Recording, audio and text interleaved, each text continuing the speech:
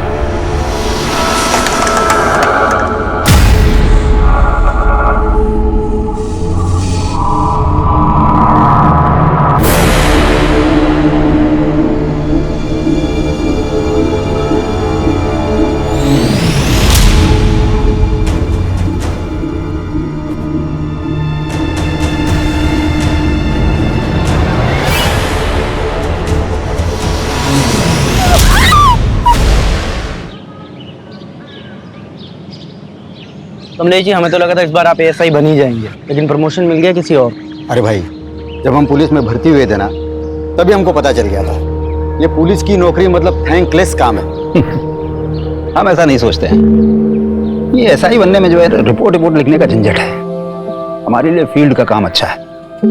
Field में जाना, लोगों की मदद करना, और उसके बाद ना हम शांति से रिटायर होना चाहते हैं और अपनी बीवी के साथ चैन की जिंदगी काटना चाहते हैं। अरे भाभी जी, बहुत लंबी उम्र है आपकी। अभी कमलेश जी आप ही के बारे में बात कर रहे थे। अच्छा, ये लीजिए आपका टिफिन। इधर रख दो। हाँ, और अंदर रख दो। दीदी, काहे के लिए परेशान होती हो रोज रोज? सुबह दे दिया करो ना हमको। सुबह सुबह हम जो टिफिन देते थे आपको, वो तो आप कभी खाते ही नहीं थे। कहते थे कि ठंडा खाया नहीं जाता है, इसलिए गर्मा गर्म लेके आते हैं। तुमको भी रोज काम पे जाना होता है, इतना लंबा आती हो, थक जाती होगी। अरे चिंता मत करो, हम आपसे बहुत जवान हैं। मतलब हम बूढ़े हैं? नहीं, हमने कब कहा कि आप बूढ़े हो गए हो। आप तो हमारे गब्बर है। हम चलते हैं, तुरंत खा लीजिएगा। जी मैम। आप भी लीजिए। अबे मियाँ बीवी की बातें सुनना अच्छी बात नहीं होती। आओ खाना खाते हैं। कमलेश जी, आप वो किस्मत वाले जो आपको इतना प्यार करने वाली पत्नी मिली। बेटा ट्रिक होती है, बीवी के लिए कभी कभी गिफ्ट लाया करो, बाहर ले जाया करो घुमाने के लिए। क्या मजाक मस्ती चलिए, चलने की तैयारी करो। कहाँ चलना है मनीष? मनीष सर, भूल गया? प्रमोशन हो गया है मेरा। जी सर। देख क्या रहे हो, मर्डर केस है। चलो। और चलो चलो चलो।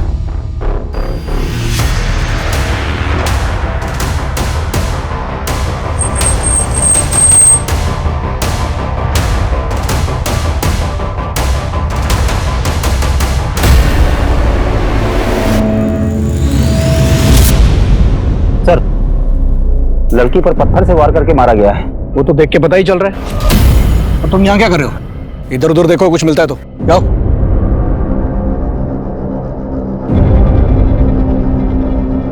लगता है सर रेप भी हुआ है। वो तो पता चल ही रहा है, कपड़े फटे हुए हैं इसके। जी सर, मैं इधर देखता हूँ कुछ। और सर, आसपास कुछ भी काम का नहीं मिला है सर। सर जारी रखो और लड़की की पहचान जल्द से जल्द करने की कोशिश करो। सबके काम में डिसाइड करूं या फिर आपस में डिवाइड कर लोगे? हो जाएगा sir. Good.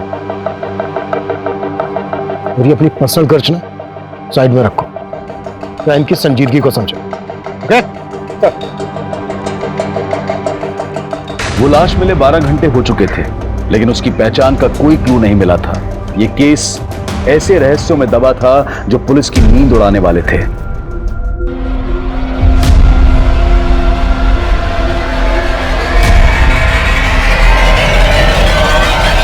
Rarest of the rare rape case है सर। इसका न सिर्फ रेप किया गया है बल्कि ब्रूटली टॉर्चर भी किया गया इसको। इसकी लेफ्ट हैंड की ये चारों उंगलियां फ्रैक्चर, गले पर बाइट मार्क्स हैं दोनों तरफ, और वैसे ही बाइट मार्क्स उसके चेस्ट पर भी हैं। शरीर को बुरी तरह से नोचा खरोचा गया है। गैंग रेप है डॉक्टर? नहीं सर, इसके शरीर से सिर्फ एक ही आदमी का डीएनए मिला है। जिस तरह से इसको रेप करके मारा गया है, उससे तो यही लगता है कि किलर बहुत ही विकृत मान सकता है।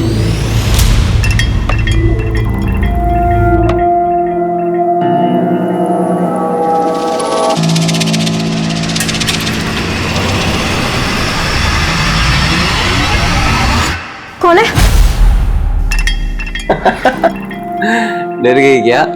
हाँ तुम पी के आए हो? अरे मैंने तो सोचा था तुम ड्यूटी पर हो गया, आज से नाइट शिफ्ट थी ना तुम्हारी। मेरे पीछे आशी करने से बाज नहीं आते तुम। तो तुम यही चेक करने के लिए आज रात ऑफिस ही नहीं गई? हाँ मुझे तुम्हारी तरह जासूसी करने का कोई शौक नहीं है। हाँ।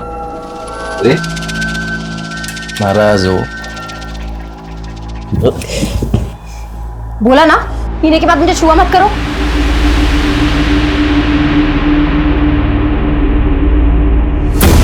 समझती क्या है तू अपने आप को? हाँ अगर इतने नहीं खलते हो तो शादी क्यों की मुझसे? इसीलिए तो पछता रही हूँ। सारी तो अब पछता। विक्रांत, क्या बात है, बड़ी फुर्सत में बैठे हो, कोई काम नहीं है क्या? रितु चाची, आप तो हमारे काम की हालत जानती है। प्रॉपर्टी में इतनी मंदी चल रही है कि सेल्स परचेस कुछ हो ही नहीं रही। अगर ऐसे ही चलता रहा ना तो दुकान का किराया निकालना मुश्किल हो जाएगा।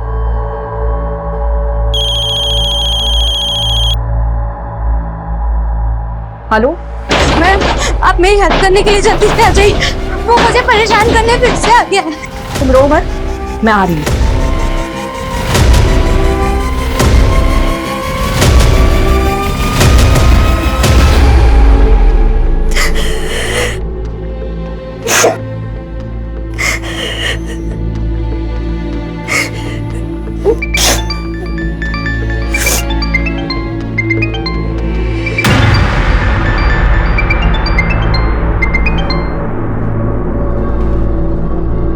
हेलो हेलो सलोनी, बोल क्यों नहीं रही हो? पैसों का इंतजाम नहीं हुआ क्या?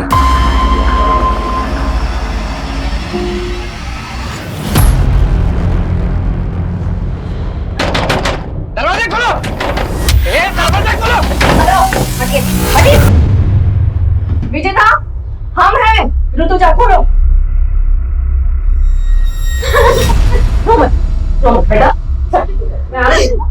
ए, नाटक मत कर, समझी ना? अब भी तुम्हें एक घर को छोड़कर जाना पड़ेगा। अरे ऐसा कैसे घर छोड़ना पड़ेगा? ये सारी गलती आपकी है। हमारी? जी।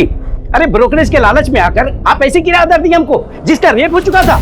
इस लड़की का रेप हुआ है तो इसमें इस बेचारी का क्या दोष? एक बात कान खुलकर सुन लीजिए, एग्रीमेंट के लॉकिंग टाइम तक आपने इसको जरा भी परेशान किया ना, अंदर करवा दूंगी। सर मैंने केस सेक्स ऑफेंडर्स को राउंड अप किया है, सबका रिमांड चालू है, लेकिन किसी ने मुंह नहीं खोला है। जब तक इस लड़की की पहचान नहीं पता चल जाती तब तक यह केस आगे नहीं बढ़ पाएगा। सर मैंने भी आसपास के थानों में पता किया, कहीं किसी लड़की की मिसिंग की कंप्लेंट नहीं हुई। तो हाथ पे हाथ रख के बैठ जाओ। नहीं सर, मैं सर्चिंग चालू है। सर मैंने कमलेश को सुपरवाइज करने के लिए कहा, लेकिन उसने कोई अपडेट ही नहीं दिया। अगर वो अपडेट नहीं देगा तो तुम फोन करके उससे नहीं पूछोगे? नहीं सर, मैंने उसको फोन किया था, लेकिन सर उसने उठाया नहीं। हाँ कमलेश बोलो। सर मेघनगर के किराने वाले ने उस लड़की का फोटो आइडेंटिफाई किया। वो लड़की उसी की दुकान से राशन खरीदती और पास में ही अपने पति के साथ किराए पे रहती है। हम वहीं जा रहे हैं सर। तुरंत एड्रेस भेजो, हम भी वहीं पहुंचते हैं। किशोर गाड़ी निकलो। मनीष सर, जिन लोगों को राउंड अप किया उगलवाओ उनसे।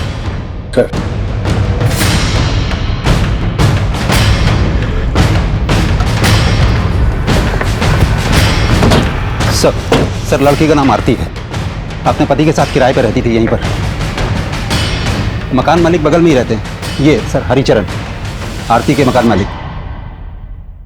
ताला खोलो। सर चाबी नहीं है, चाबी मेरे दूसरे घर पे रखी है सर। मैंने लड़के को भेजा है, वो चाबी लेके आता ही होगा। इस लड़की आरती का हस्बैंड कहाँ है? सर अभी तो कुछ पता नहीं, कई दिनों से यहाँ ताला लगा हुआ था। सर साहब आए थे तो मैंने विनोद को फोन भी किया था, लेकिन उसका फोन तो बंद आ रहा है। विनोद ये आरती के हस्बैंड का नाम है? हाँ जी सर। कब से रह रहे थे ये दोनों यहाँ किराए पर? ये तकरीबन 7 महीने हो गए। ये है हमारा सिटिंग एरिया और ये है हमारा घर। पसंद आया तुम्हें?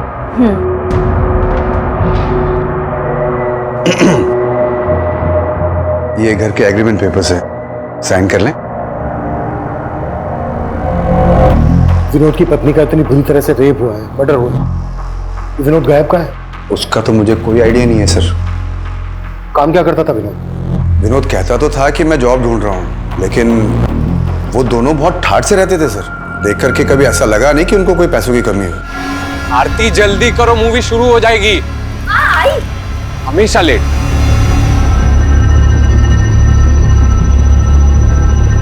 हमेशा कैब से आना जाना, कोई ना कोई फूड डिलीवरी वाला हमेशा गेट पे खड़ा दिखता था। लेकिन सर चौथे पांचवें महीने फिर उन्होंने मेरा किराया नहीं दिया, तो मैंने साफ साफ बोल दिया मेरा मकान खाली कर दो भाई। तो आरती ने एक साथ 6 महीने का किराया मुझे दे दिया। पूरे 6 महीने के। जी। ये चोट कैसी लगी आपको? विनोद से कोई झगड़ा हुआ था क्या?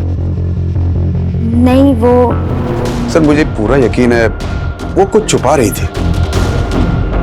क्या छुपा रही होगी? Any idea? सर अब आइडिया तो नहीं है, लेकिन उनके रिश्ते अब पहले जैसे नहीं रहे थे। रोज घर से मारपीट की आवाजें आती रहती थी। मुझे पूरा यकीन है कि विनोद आरती पे हाथ उठाने लग गया था। ये कहाँ के रहने वाले थे दोनों? सर सर वो एग्रीमेंट जो है मेरे पास, उसमें पूरा डिटेल एड्रेस मिल जाएगा सर उनका। एग्रीमेंट से सारी डिटेल्स ले लो, एड्रेस, दोनों के फोन नंबर। सर चाबी।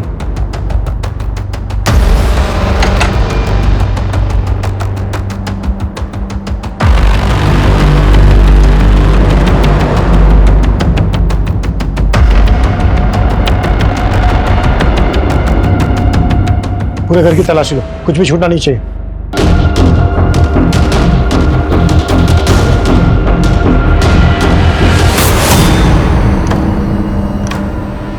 सर सर कहीं ऐसा तो नहीं कि आरती के पति ने उसका यहाँ पर मर्डर किया हो और फिर लाश जंगल में ले जाके डंप कर दी? लेकिन लड़की के साथ इतना ब्रूटल रेप हुआ, वो यही हुआ होगा। किशोर, ये ब्लड सैंपल फोरेंसिक को भिजवा, पता करो कि ये ब्लड आरती का ही है। गुड जॉब कमलेश, तुमने काफी जल्दी लड़की की पहचान पता कर ली। सर ये एग्रीमेंट आरती के पति विनोद के नेटिव एड्रेस। हो सकता है विनोद यहीं जाकर छुपा हो, चल के पता करते हैं। किशोर, तुम आरती और विनोद के बारे में पता करो, क्या वाकई में उनका रिश्ता इस हद तक पहुंच गया था कि विनोद ने अपनी पत्नी के साथ इतनी बुरी तरह से रेप किया, मर्डर किया, या फिर कहानी कुछ और है?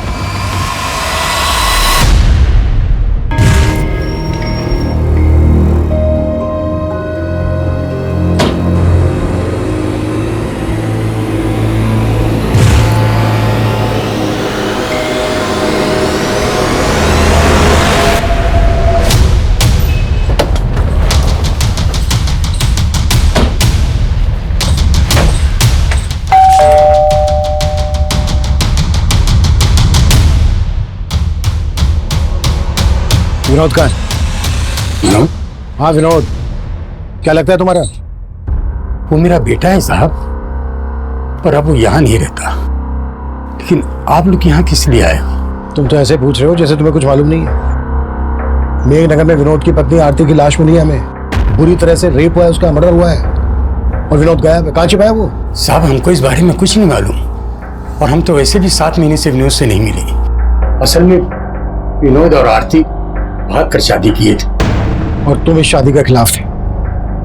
कहीं ऐसा तो नहीं है किसी बात का बदला लिया आरती से? नहीं साहब, मैं बता चुका हूँ आपको कि हम नहीं जानते कि आरती और विनोद कहाँ रहते थे। आरती के घर वाले कहाँ रहते हैं? क्या हमारी बेटी के साथ? किसने किया ये सब हमारी बेटी के साथ? उस विनोद के अलावा कौन होगा पापा? शक तो हमें भी विनोद पर ही है। आप लोगों को सच में नहीं मालूम था कि वो दोनों कहाँ रह रहे थे? क्या फिर आप लोग हमसे कुछ छुपा रहे हैं? हम आपसे क्या छुपाएंगे साहब, हम तो खुद पिछले 7 महीनों से बेटे का शक्ल देखने को तरस गए थे। उसने आरती को इतना बरगलाया था कि हमारी बेटी यहाँ से अपनी माँ के सारे गहने, रुपए, पैसे लेके उसके साथ भाग गई थी साहब। अब जब हमारी बेटी से उसका मन भर गया होगा तो उसने उसका ये हाल किया। हमें उस पर पहले से शक था साहब, वो सही आदमी नहीं था, लेकिन आरती नहीं मानी, वो हम सबको छोड़ के चली गई साहब। सर, आरती और विनोद, हम दोनों के घर वालों का भरोसा नहीं कर सकते। ऑनर किलिंग का भी एंगल हो सकता है। उससे लगता नहीं है कि आरती के घर वालों का हाथ होगा। हो सकता है विनोद के घर वाले इसमें इन्वॉल्व हो। फिर भी दोनों फैमिलीज की एक्टिविटीज पे नजर रखो और विनोद के घर वालों के फोन नंबर सर्विलेंस पे डाल दो। शायद विनोद अपने घर वालों से कांटेक्ट करने की कोशिश करें। Yes sir.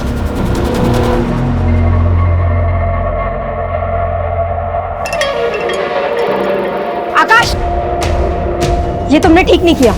मुझसे बिना पूछे मेरी 7 लाख की एफडी तोड़वा दी। अकाउंट हम दोनों के नाम से था, उसमें मेरे भी पैसे थे। तुम्हारे सिर्फ 1.5 लाख रुपए थे।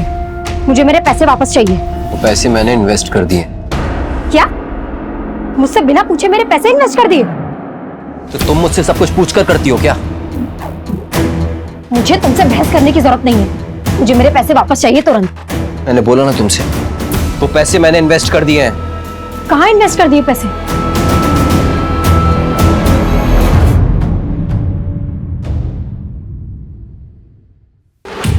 सुनो, तुम जल्दी से छुप जाओ, कहीं भी जल्दी करो, छुप जाओ।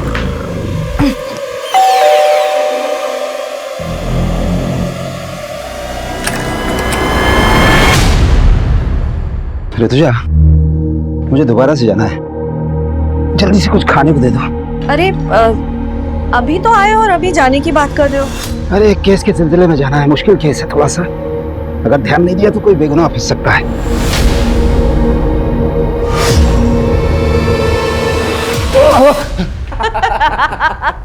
देखा मम्मी, पुलिस वाले भी डरते हैं। आप डर गए ना पापा? लेकिन अचानक हॉस्टल से तू यहाँ पर कैसे आ गया? अरे पूरे 3 महीने बाद आया है और ये मंडे फिर से चला जाएगा। हाँ वो सब तो ठीक है, लेकिन तेरी पढ़ाई ठीक चल रही है ना? पापा आप तो पढ़ाई की बात मत करो ना, हम आप ही का वेट कर रहे थे। बहुत जोरों की भूख लगी है, मम्मी खाना खिलाओ ना। चलो चलो, मुझे भी जाना है।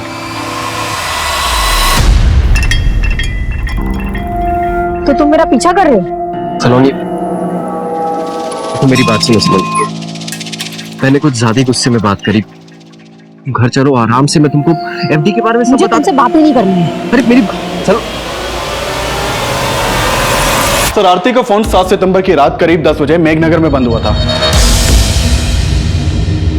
और वहीं हमें आरती की लाश मिली थी। पोस्टमार्टम रिपोर्ट के मुताबिक कोई 10 बजे के आसपास आरती का मर्डर हुआ था। उस वक्त विनोद का फोन कहाँ एक्टिव था? सर, विनोद का फोन उस वक्त उसके घर वाले एरिया में एक्टिव था। विनोद का फोन 8 सितंबर की रात को बंद हुआ था। 8 सितंबर की रात को, यानी आरती के मर्डर के लगभग 24 घंटे बाद तक विनोद का फोन एक्टिव था। हाँ सर, मैंने आरती और विनोद दोनों के कॉल रिकॉर्ड्स चेक किए, उसमें एक कॉमन नंबर मिला है। किसका नंबर है? सर, वो इस सिकंदर नाम के आदमी का नंबर है। आरती और विनोद दोनों की इससे बातचीत होती थी।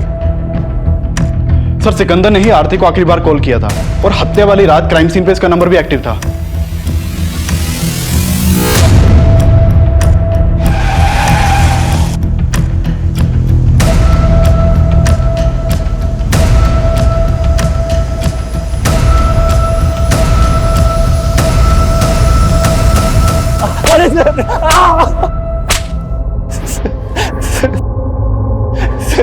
सर, मैं सच कह रहा हूं, मैंने आरती के साथ कुछ नहीं किया। जहां आरती का मर्डर हुआ वहां तेरा फोन एक्टिव था। अब ये बोल, विनोद भी तेरे साथ मिला हुआ है? क्या तूने विनोद को गायब किया? सर, मैं विनोद से मिला हुआ नहीं हूं और मैं भला विनोद को क्यों गायब करूंगा? लेकिन सर, जब लास्ट टाइम मुझे विनोद मिला था तो वो आरती को लेकर बहुत परेशान था। विनोद, मैंने आरती को कल रात मेघनगर क्रॉसिंग पर ड्रॉप किया था। मैं खुद हैरान हूं कि वो अब तक घर क्यों नहीं पहुंची। तो आरती है कहाँ? वो विनोद बहुत डरा हुआ था सर, उसके माथे पर चोट भी लगी थी। कैसे लगी थी चोट? ये तो उसने बताया नहीं, शायद कुछ छुपा रहा था। लेकिन सर, लगता है कि आरती को लेकर कोई झगड़ा हुआ होगा। ये कहानी सुना के भटका रहा है हमें। सर, मैं सच बता रहा हूँ, मैंने कुछ नहीं किया। विनोद और आरती इतने फोन क्यों करते थे तुझे?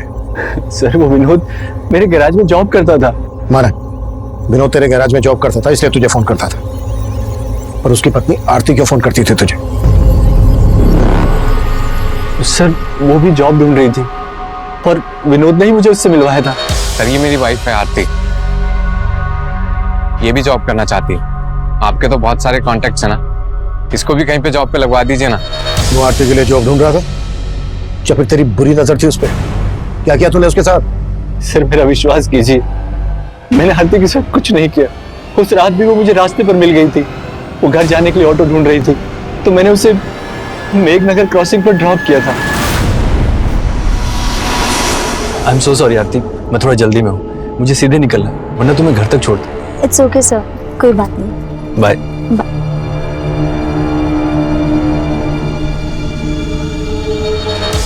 उसके बाद क्या हुआ मुझे कुछ नहीं पता सर।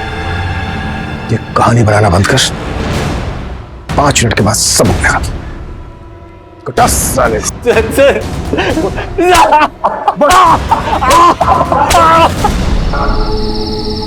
ऑटो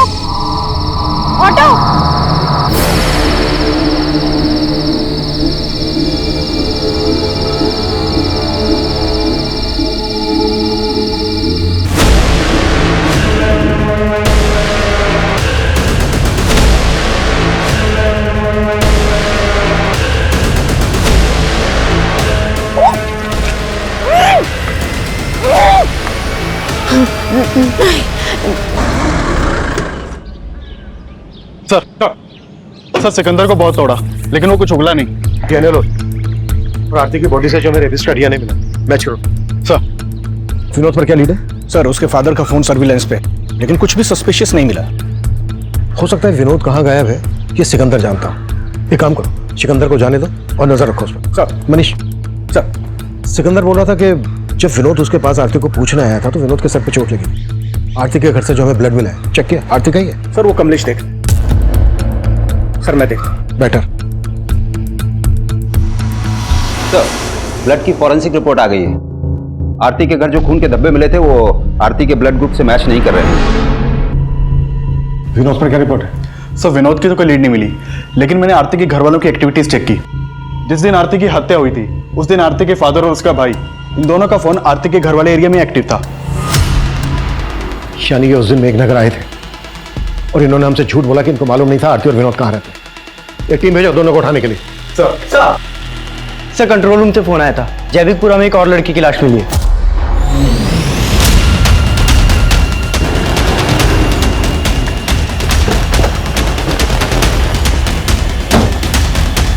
पीछे हो जाओ। सलोनी की लाश को देखते ही पुलिस को लगा था कि शायद सलोनी की हत्या आरती की हत्या की मोडस ऑपरेंडी इस्तेमाल करके की गई है। आरती की तरह सलोनी के साथ भी दुष्कर्म किया गया था और फिर उसे पत्थर से कुचलकर मार दिया गया था। सलोनी का पति आकाश भी शक के घेरे में था और पुलिस सलोनी और आकाश से जुड़ी हर जानकारी जुटा रही थी। वहीं आरती के केस में आरती के पिता और भाई की भूमिका भी संदिग्ध नजर आ रही थी। तुम दोनों ने बोला था कि तुम दोनों को पता नहीं था कि विनोद और आरती कहाँ रहते थे। 7 सितंबर को तुम दोनों मेघनगर में थे जहां आरती रहती थी।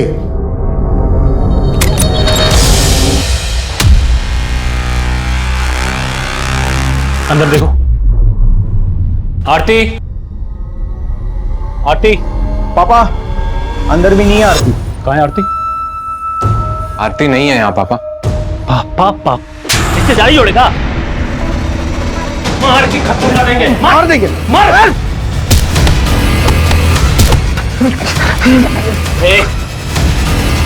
कहाँ है हमारी बेटी? मुझे नहीं मालूम है। ये नहीं मानेगा ये। फोन कहाँ है इसका? आरती का नंबर होगा। आरती तू कहाँ है बेटा? पापा। आरती, आरती बता। साले हम लोग घबरा गए थे और हम दोनों वहां से चले गए थे साहब। ऐसे नहीं उगलेंगे दोनों। कटस!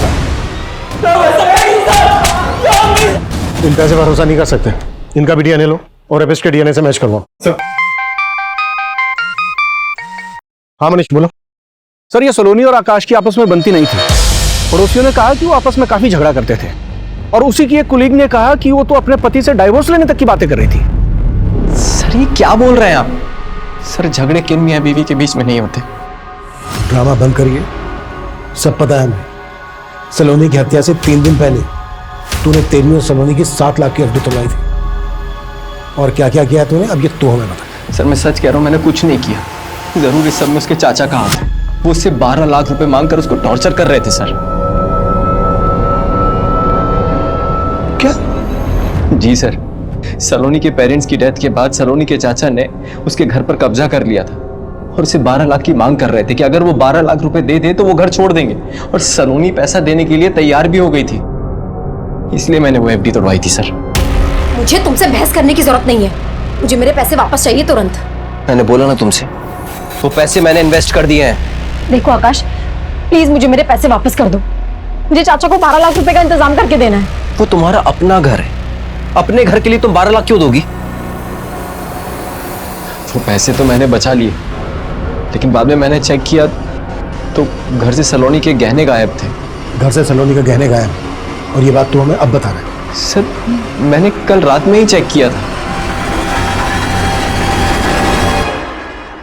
अरे रितुजा जी आइए आइए। दरअसल हम आप ही के बारे में इनसे बात कर रहे थे। अच्छा हाय विष्णु, नमस्ते, बैठिए। Nice to meet you. वैसे विक्रांत भाई आपके बारे में बड़ी तारीफ कर रहे थे। अच्छा दरअसल वो अपना दफ्तरगंज वाला एरिया है ना, वहाँ की जमीन इन्हें पसंद है, खरीदना चाहते हैं। बस इनकी एक छोटी सी डिमांड है। डिमांड? जी, और वो डिमांड सिर्फ आप ही पूरी कर सकती हैं। लेकिन आपकी डिमांड क्या है?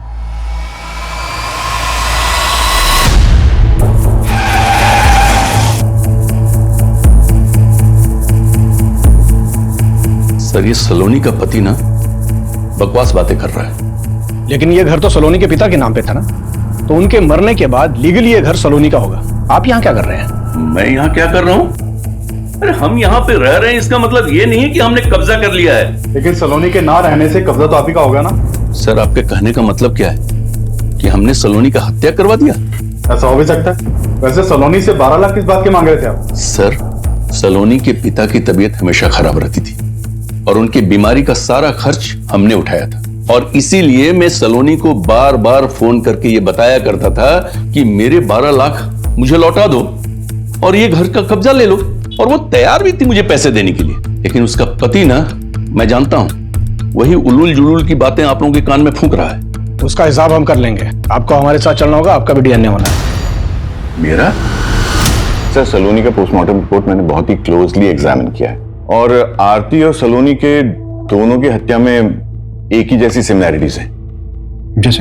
जैसे सर पे पत्थर मार करके इनकी हत्या की गई, उसके अलावा लेफ्ट हैंड की चारों उंगलियां फ्रैक्चर, और फिर ये गर्दन पर बाइट मार्क्स। डॉक्टर, सलोनी की बॉडी पे जो रेपिस्ट का डीएनए मिला है, वो डीएनए आरती की बॉडी पे मिले डीएनए से मैच करता है क्या? सर, वो तो डीएनए रिपोर्ट आने के बाद ही क्लियर हो पाएगी। और मेरा मानना है सर कि दोनों का रेपिस्ट और कातिल एक ही आदमी है। वो इसलिए क्योंकि अगर आप गौर से देखें तो इन दोनों के गर्दन पे जो बाइट मार्क्स हैं बिल्कुल एक जैसे हैं। इसका मतलब आरती के रेप और मर्डर के लिए हम जिन लोगों पर शक कर रहे हैं वही सलोनी के रेप और मर्डर के सस्पेक्ट है। कमलेश सर, चेक करो, ये आरती और सलोनी एक दूसरे को जानती थी क्या? इन दोनों में कुछ कॉमन कनेक्शन है क्या? काफी कोशिशों के बावजूद पुलिस को सलोनी और आरती के बीच में कोई कॉमन कनेक्शन नहीं मिल रहा था, लेकिन यह साफ लग रहा था कि इन दोनों लड़कियों के साथ दुष्कर्म करने वाला और उनकी हत्या करने वाला आदमी एक ही था। देखते ही देखते इन दोनों केसेस ने पूरे क्षेत्र में हड़कंप मचा दिया। विमेन सेफ्टी को लेकर पुलिस पर सवाल उठने लगे, और इसी दौरान कुछ ऐसा हुआ जिसने पुलिस को फिर से हैरान कर दिया। कमलेश, कहां था तू? ये टाइम है आने का। रो क्यों रहा है? मनीष, क्या हुआ? ऋतुजा का कुछ पता नहीं चल रहा है यार। हमारी पत्नी कल रात से गायब कैसे? कुछ मालूम नहीं चल रहा है सर। रोज की तरह रात को घर पहुंचा तो ऋतुजा घर पर नहीं थी सर। नॉर्मली 6-7 बजे तक घर पहुंच जाती है। इधर हमने इंतजार किया लेकिन वो आई नहीं। फिर हमने उसके पार्टनर विक्रांत को फोन लगाया सर। विक्रांत, ऋतुजा अभी तक घर नहीं पहुंची है। तुमसे कुछ बोल के गई है क्या? वो तो शाम को 5:30-6 बजे के आसपास ही दुकान से निकल गई है। सर, रात भर ढूंढते रहे लेकिन कुछ। कमलेश, ये बात तुमने हमें रात ही क्यों नहीं बताई? सर, हमें लग रहा था कि मिल जाएगी, लेकिन अब कुछ समझ में नहीं आ रहा है सर। कमलेश, हिम्मत रखो, हम ढूंढ लेंगे तुम्हारी पत्नी ऋतुजा को। सर,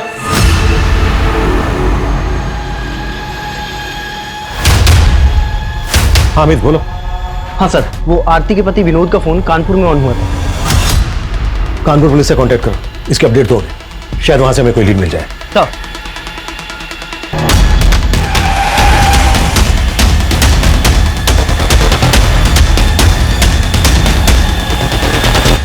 ऋतुजा जी को लेकर मैं खुद परेशान हूं सर। मुझे समझ में नहीं आ रहा कि वो कल रात घर क्यों नहीं गई। कल ऋतुजा जी कितने बजे निकली थी यहाँ से? करीब 5:30 बजे। विक्रांत, वो राजीव नगर वाला घर अगले महीने खाली हो रहा है, तो उसके लिए किराएदार ढूंढना है। हम चलते हैं, बाकी की बात सुबह करेंगे। और उन्होंने आपको बताया था कि वो कहाँ जा रही हैं? नहीं सर, बताया तो नहीं था, लेकिन मुझे तो लगा कि वो घर ही गई होंगी। आपको किसी पे शक है? शक तो नहीं है सर, लेकिन हाँ, एक बात थी जो मैं कमलेश जी को फोन पे बताना भूल गया। कैसी बात? सर, कल एक विष्णु नाम का आदमी आया था। हमारा दफ्तरगंज वाला एरिया है, वहां की जमीन खरीदनी थी उसे, लेकिन उसकी एक डिमांड थी जो रितुजा जी को पसंद नहीं आई। आपकी डिमांड क्या है? एक्चुअली रितुजा जी, वो जो जमीन है उसके एकदम पास एक छोटी सी जमीन का टुकड़ा है जहाँ पे कुछ झुग्गी झोपड़ियां भी है। मैं चाहता हूँ कि वो जमीन का टुकड़ा हमें मिले। वो जमीन उन आदिवासियों की है, आपको कैसे मिल सकती है? तो उनको कुछ पैसे दे देंगे ना, इसमें कौन सी बड़ी बात है। देखिए, हमें वो जमीन का टुकड़ा चाहिए और हम जानते हैं कि वो काम सिर्फ आप करवा सकती हैं। वैसे भी आपके पति तो। उठ जाइए, उठ जाइए और निकलिए यहाँ से। आप बदतमीजी कर रही हैं। तो क्या हाथ उठा के बात करें? रितुजा जी ने जिस तरह उसे भगा दिया, हो सकता है उसने उसका बदला लिया हो। कौन था ये आदमी? इसका कुछ नाम एड्रेस मालूम है आपको? हाँ सर, बताएं। सर, कमलेश जी की बीवी रितुजा का फोन कल रात हरिनगर एरिया में बंद हुआ था। कमलेश से पूछो कि हरिनगर में उसकी जान पहचान वाला कोई रहता है क्या? सर, हमने कमलेश जी से बात की है, उनका कहना है कि वहां उनका ऐसा कोई भी नहीं रहता जहां रितुजा जा सके। तो पूरे हरिनगर में अच्छे से पूछताछ करो। सर, एक तरफ हेड कांस्टेबल कमलेश की पत्नी ऋतुजा की तलाश की जा रही थी, तो विनोद को भी एक प्राइम सस्पेक्ट मानकर ढूंढा जा रहा था। दोनों क्राइम सीन्स के एरिया के आसपास मौजूद कई सीसीटीवी फुटेजेस को लगातार खंगाला जा रहा था। वहीं ऋतुजा के पार्टनर विक्रांत के बयान के आधार पर अब विष्णु बिष्ट को भी तलब किया गया। सर, रितुजा जी ने जब मना किया तो मैंने बात वहीं खत्म कर दी। बात खत्म नहीं हुई। रितुजा ने जलील करके निकाला था तुझे, बुरा तो लगा। सर, लगा था, लेकिन मैं वहां पे अपनी मर्जी से नहीं गया था। मुझे विक्रांत ने फोन करके बुलाया था। विक्रांत ने? जी। उन्होंने कहा था कि रितुजा मेरा काम करवा देगी, लेकिन उसने तो उसके मुंह के सामने ही मना कर दिया। फिर मैं वहां से चला गया। सर, हरिनगर के जंगल में कमलेश की बीवी रितुजा की लाश मिली है।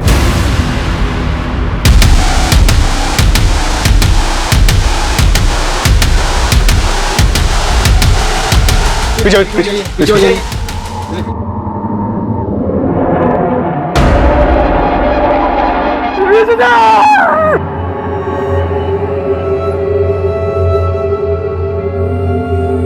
हमने कब कहा कि आप बूढ़े हो गए हो? आप तो हमारे गब्बर है।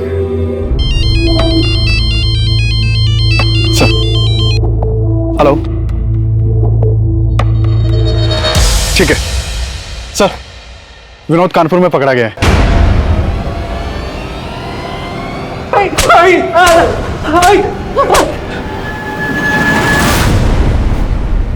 सर, मैं आरती से बहुत प्यार करता था, मैंने कुछ नहीं किया है। फिर भागा क्यों था? सर, मैं डर गया था। उस दिन जब आरती के घर वाले आए तो उन्होंने मुझे बहुत मारा। तब तो वहां से चले गए थे, लेकिन उस रात आरती घर पर नहीं आई और फिर आरती की हत्या की खबर पढ़ के मैं बहुत डर गया था। सर, डर गया था? अगर डर गया था तूने कुछ नहीं किया तो डरने की क्या जरूरत है? सर, मुझसे गलती हो, पैसों की तंगी में मैंने आरती की लाइफ बर्बाद कर दी। पैसे की तंगी? तो कहना क्या चाहता है? सर, मैं चाहता था कि आरती की जॉब लग जाए, लेकिन सिक्का ने मुझसे कहा कि अगर मैं आरती को उसके साथ। वो तुम्हें समझ में आ रहा है? तुम क्या बोल रहे हो? आरती, समझने की कोशिश करो। 3 महीने से किराया नहीं दिया है, कुछ नहीं बचा है हमारे पास। और आरती, अगर तुम नहीं मानी ना तो मकान मालिक हमें घर से बाहर निकाल देगा। तुम ये कहना चाहते हो कि मैं चंद पैसों? आरती, चंद पैसे नहीं है, जरूरत है हमारी अभी। तो क्या करें, घर चले जाएं? एक्सेप्ट करेंगे वो? मार डालेंगे आरती हमें। आरती, जब तक मुझे कुछ अच्छा काम नहीं मिलता तब तक कर लेते हैं ना।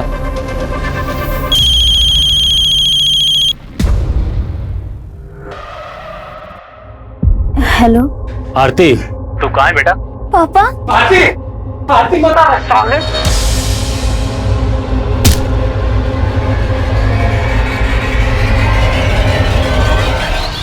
तो जब मुझे पता चला कि आरती के साथ इतना सब कुछ हुआ है तो मेरा शक सीधा सिकंदर पर ही गया। लेकिन अगर मैं आपको उसके बारे में बताता, मुझे ये भी बताना पड़ता कि आरती को वहां पर क्यों बेचता था।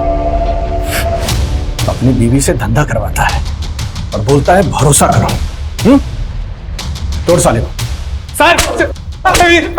सर, मैं मानता हूँ कि मैं आरती के साथ रिश्ता रख के विनोद को पैसे देता था, लेकिन सर उस रात मैंने आरती को मेघनगर क्रॉसिंग पे ड्रॉप कर दिया था।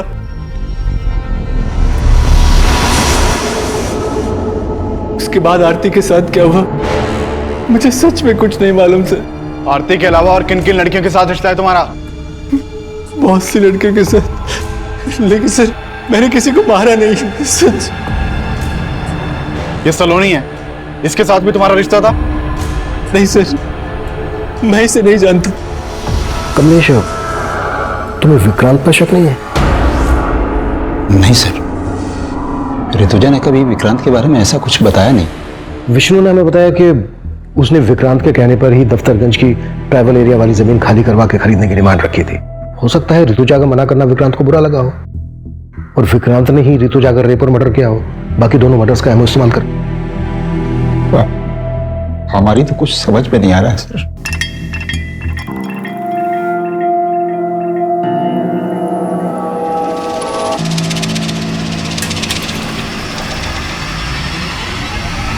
सर मैंने दोनों क्राइम सीन के आसपास की सीसीटीवी फुटेज चेक की, उसमें एक कॉमन आदमी नजर आया है।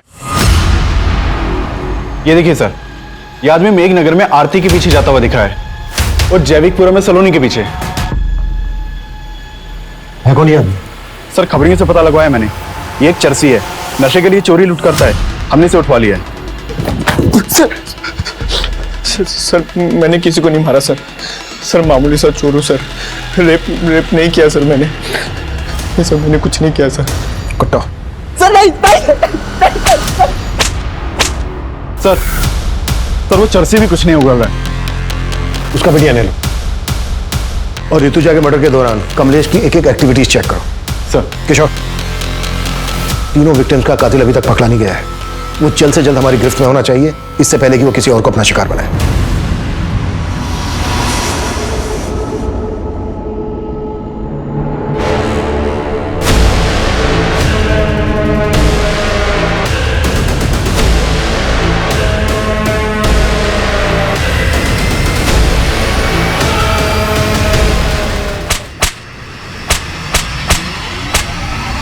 सर वो दोनों लड़के को सर मैंने ही मारा है सर, लेकिन तीसरा मर्डर मैंने नहीं किया सर। सर नशा करने के बाद मुझे पता नहीं चलता है सर मैं क्या कर रहा हूँ क्या नहीं कर रहा। कुत्ता साले। नहीं सर,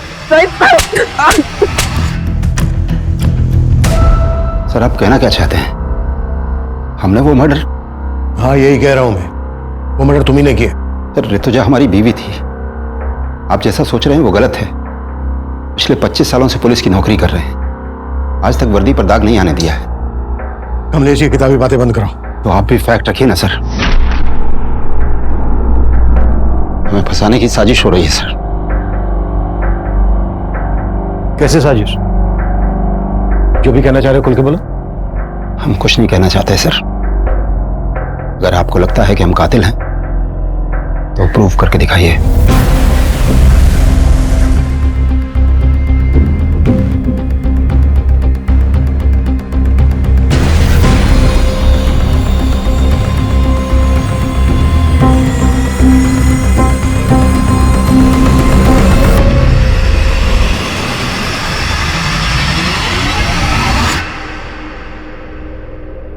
हेलो डॉक्टर, ऋतुजा की पोस्टमार्टम रिपोर्ट का क्या स्टेटस है?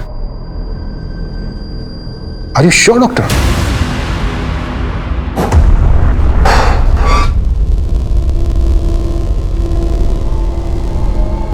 सर क्या है ये सब?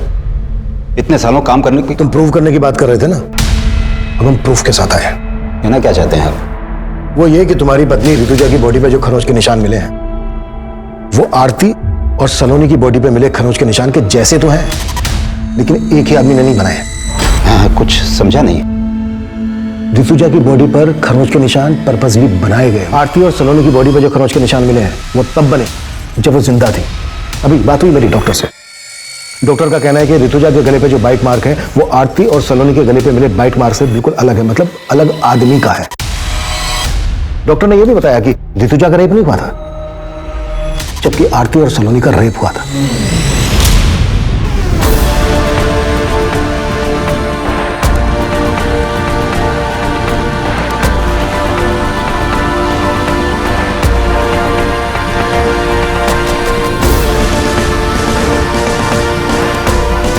आरती और सलोनी के केस का एमओ ऋतुजा के मर्डर करने के लिए इस्तेमाल किया गया है।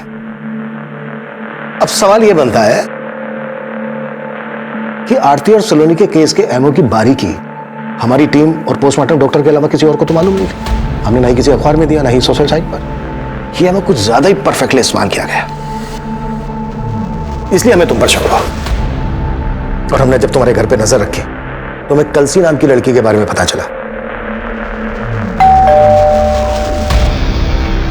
रिश्तेदार है ना तुम्हारी। हमने कलसी और तुम्हारे बेटे सरंत दोनों को उठवा लिया।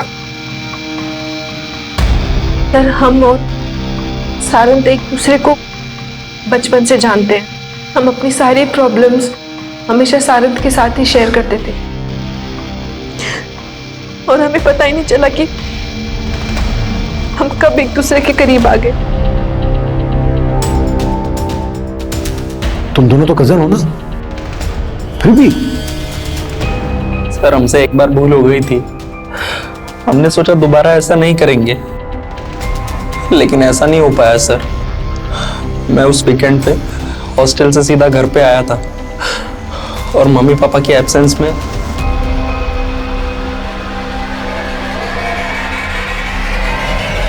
सारंत, बेशरम, शर्म नहीं आई तुझे? हाँ, कजिन हो तुम उसकी, बड़ी बहन हो।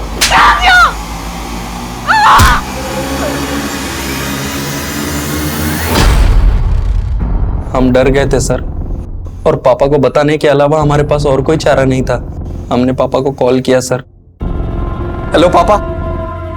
क्या हुआ मम्मी को? पापा, मम्मी। ऋतुजा, क्या हुआ है? सच सच बताओ क्या हुआ है? दोनों लोग तुम सच सच बताओ क्या हुआ है? क्या हुआ है? मुझे माफ कर दो पापा। सर, हम अपने बेटे को बचाना नहीं चाहते थे, लेकिन उसको गिड़गिड़ाते देख हमारा मन पसीज गया। सोचा कि ऋतुजा को तो खो ही चुका हूं, और अब बेटे। हम मानते हैं कि हम अपने फर्ज से डगमगा गए थे सर, पर हम बेबस थे। बेबस थे साहब। आरती और सलोनी वो बेबस पीड़िताएं थीं जिनके अपनों ने कभी उनका साथ नहीं दिया। लेकिन कमलेश जिस बेबसी से लड़ रहा था, उस बेबसी में शायद कोई भी अपने फर्ज से डगमगा सकता था। लेकिन ऐसी स्थिति में जब सही और गलत का तराजू हमें ऐसे असमंजस में डाल रहा हो, तो हमारे फैसले का पलड़ा सच और सही की तरफ झुकना चाहिए। क्योंकि झूठ और गलत को जितना भी छिपाने की कोशिश की जाए, वो एक ना एक दिन सामने आ ही जाएगा। देखते हैं हमारे आज के एपिसोड की दूसरी कहानी। देश को आजाद हुए 73 साल हो गए, लेकिन फिर भी रोज सुबह अखबारों में महिलाओं से जुड़े अपराध की डरावनी और चौंकाने वाली खबरें पढ़ने को मिलती हैं। लड़कियां अपने हक, अपनी आजादी की लड़ाई देश की आजादी के बाद भी लड़ रही हैं। जैसे जंगल में अपने शिकार को दबोचने के लिए जंगली जानवर उसके पीछे भागते हैं, कुछ वैसा ही दृश्य था यहाँ। आखिर कौन थी ये लड़की और कौन थे वो लोग, और क्यों उन्होंने इस लड़की को इतनी बेरहम मौत दी? इसके पीछे का सच और हमारे समाज की मानसिकता को समझने के लिए हमें 2 साल पीछे जाना होगा। ये कहानी है 2 बहनों की, प्रिया और चित्रा।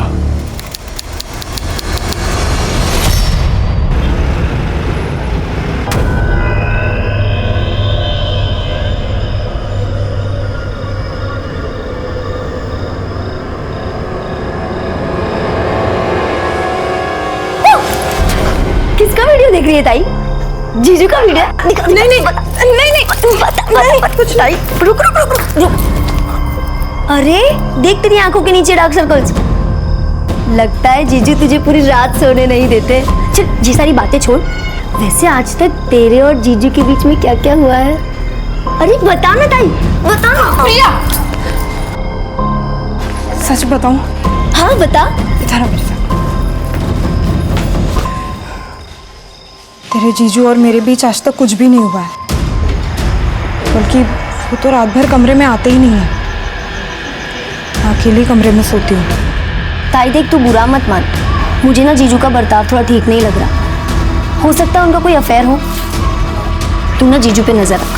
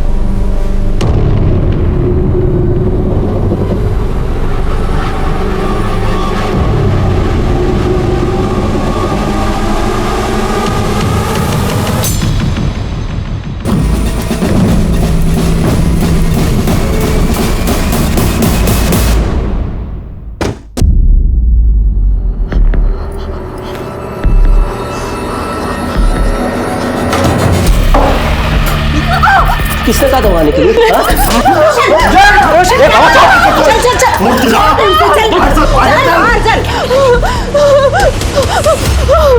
शांत हो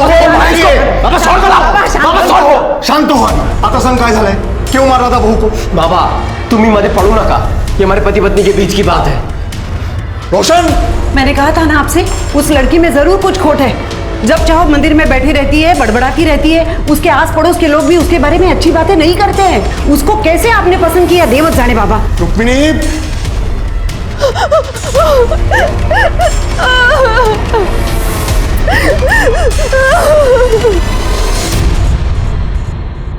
वहिनी भाजी आणली बाजारातून भाजी आणली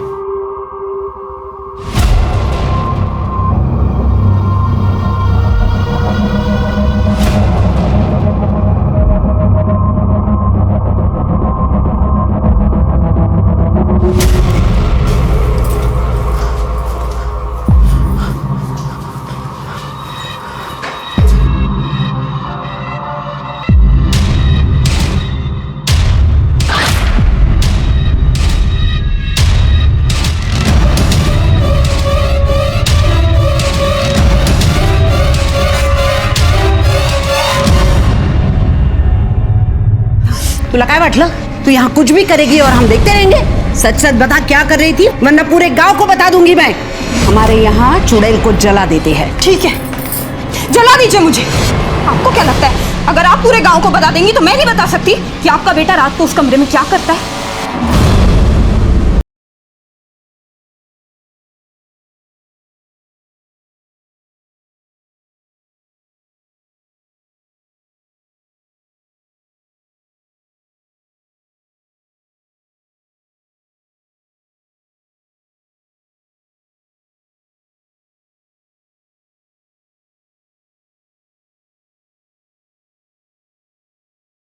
तू चित्रा कहाँ गई थी शमशान में तुझे अगर किसी ने ऐसा देख लिया ना तो लोग क्या करेंगे कल इसके ससुराल वाले इसे ले जाने आएंगे तब क्या करेंगे हम लोग बाबा मैं कहीं नहीं जाऊंगी यहीं रहूंगी बेटा मेरी बात सुन आए कहाँ से बेटा किसी को नहीं छोड़ूंगी सबको सबक सिखाऊंगी क्या कर रहे हो मगज पसंद बोल तो तुला कळत देगा तेरी शादी में कितना खर्चा हुआ मालूम है तुझे दहेज में कितना पैसा दिया मालूम है तुझे को मेरे सर पर कितना कर्जा हुआ है कम से कम इस बात का तो लिहाज कर सुन प्रिया की शादी होनी है अगर तू ऐसा करेंगे तो उसकी शादी कैसे हो पाएगी आप दोनों समझ क्यों नहीं रहे हो नहीं जाना मुझे वहां वो रोशन बिल्कुल अच्छा लड़का नहीं है मैं खुश नहीं हूँ वहां मैं नहीं जाऊंगी चित्रा चित्रा आओ हाँ वो कृष्णा जी और रुक्मिणी जी को बुला लो हो आता तेच केलं पाहिजे कारण चित्रा काय ऐकत नाही आपलं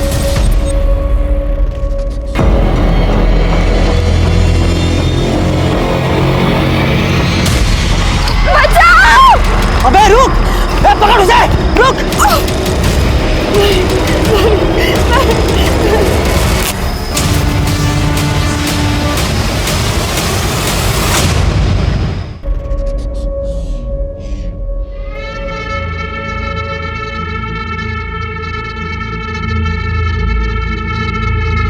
चित्रा बेटी चित्रा बेटी मेरी बात सुनो अब गुस्सा छोड़ दो छोड़ दो मुझे सुना नहीं क्या हुआ चित्रा बेटा सुनो छोड़ मुझे क्या कर रही हो तुम क्या कर रही हो तुम चित्रा ये क्या है ये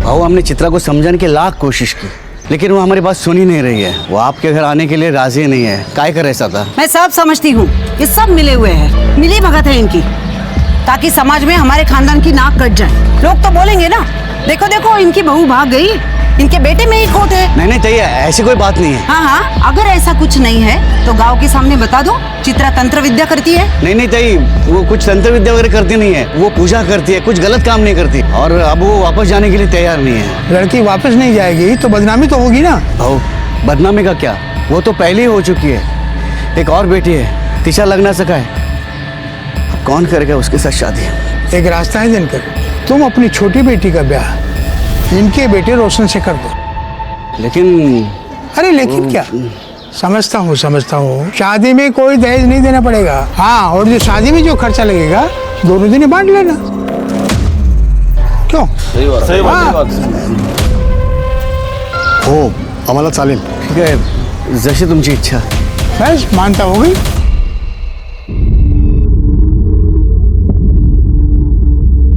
प्रिया, तू सच में रोशन से शादी करने जा रही है?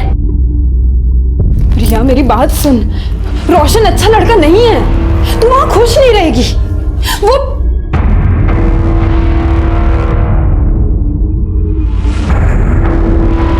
हाँ तो सही है.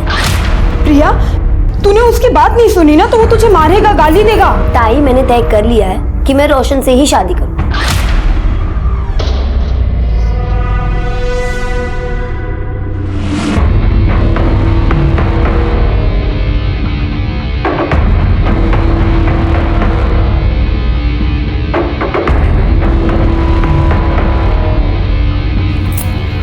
ये क्या कर रही है तू? चुप रह. और ऐसे रोज एक चुटकी बबूल पानी में मिलाकर पीना. हाँ, इससे वो तुझे मार नहीं पाएगा. क्या बोल रही है ताई? हंसती क्या है? हाँ, जो कह रही हूँ ना वो सुन. और ये रख. ठीक है ताई. हंसती है.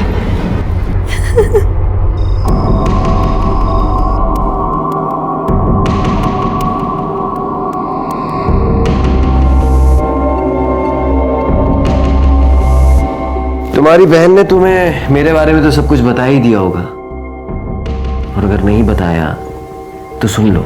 रात को जब तुम इस कमरे में सोने आओगी तो उसके बाद तुम इस कमरे से बाहर नहीं निकलोगी. सुबह तक तुम कुछ देखोगी या तुम कुछ सुनोगी, और अगर ये सब कुछ तुम ठीक तरीके से करती हो तो तुम्हें कोई परेशानी नहीं होगी. ये वादा है मेरा.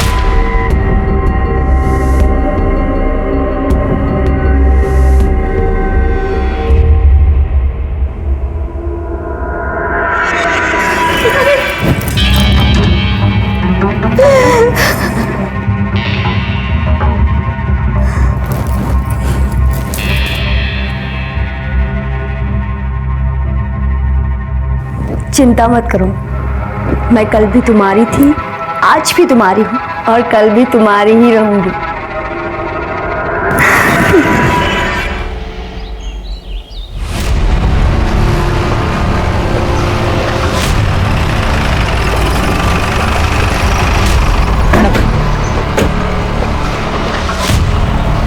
हटिए आप लोग, चलिए हटिए, चलिए चलिए दूर चलिए, चलिए साइड होइए, सबको पीछे करो. 23-24 साल की लगती है मैडम. बॉडी को आधा जलाया गया है, हो सकता है कि रेप भी किया गया. फिर इसे पूरी तरह से क्यों नहीं जलाया, या फिर आइडेंटिटी छुपाने की कोशिश की है? किसी ने कुछ देखा है? नहीं मैडम. शिरके, इस पूरे इलाके में बस एक ही घर है. किसका घर है ये? मेरा घर है मैडम, मैंने आपको फोन करके बुलाया. अच्छा, क्या देखा आपने? सुबह उठकर मैं इधर से जा रहा था, तभी मैंने लाश देखी. सुबह देर रात कुछ गड़बड़ फील हुई आपको? हाँ मैडम, कल रात को मैं पेशाब के लिए बाहर आया था, तभी मैंने गोली चलने की आवाज सुनी.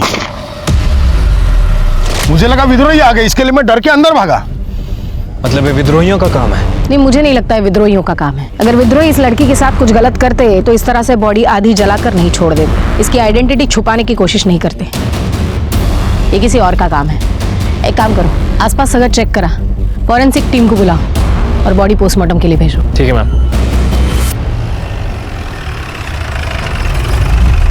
सर जवाब दीजिए. सर जवाब दीजिए.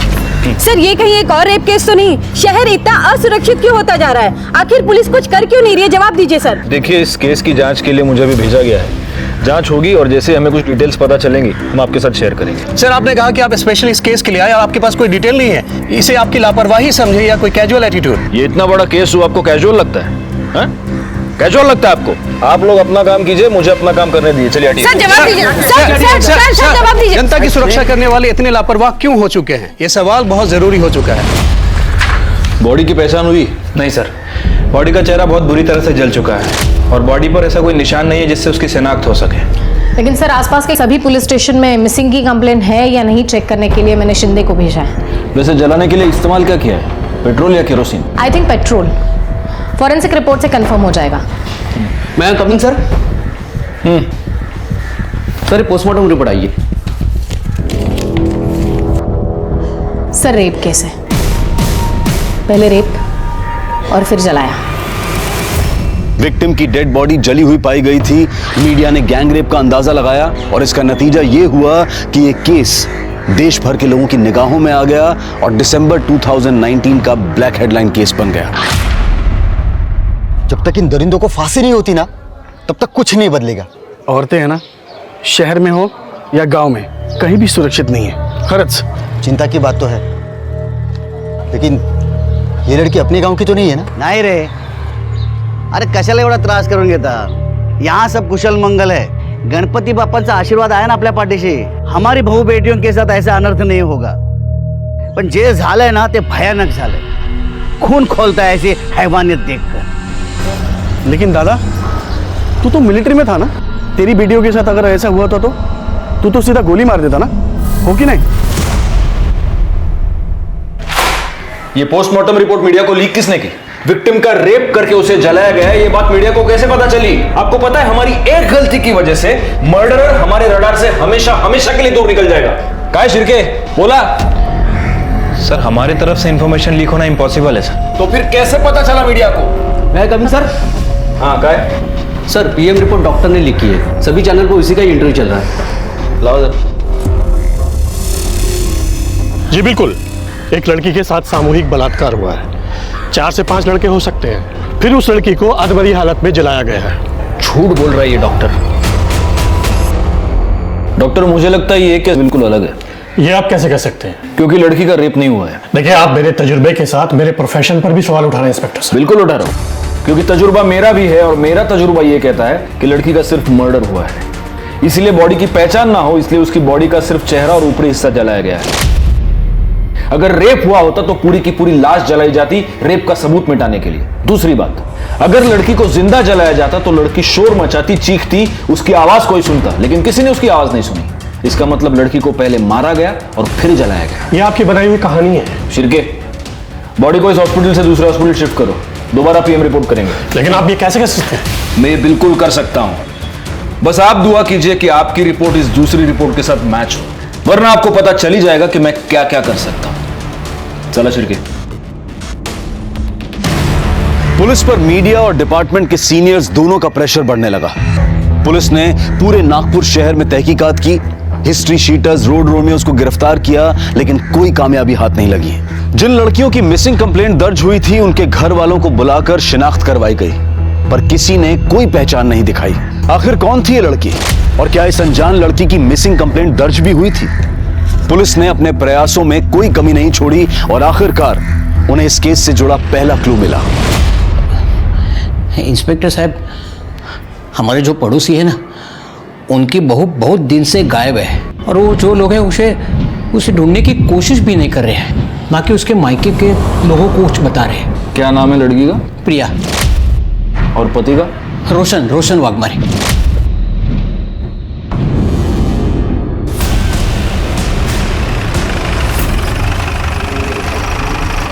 जो भी है वो सच सच बता दो, पुलिस को गुमराह करने की कोशिश मत करना, वरना हमारे पास बहुत तरीके हैं सच उगलवाने के जो आप सह नहीं पाओगे।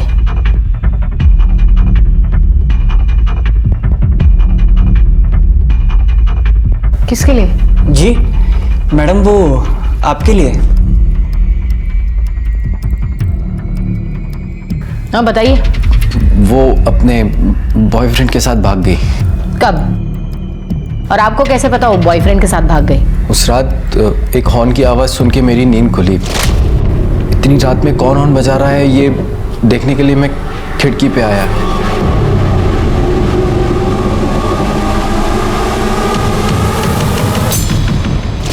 एक मिनट, आपकी बीवी और आप एक कमरे में एक दूसरे के आजू बाजू में सोए थे और आपको पता ही नहीं वो भाग गई?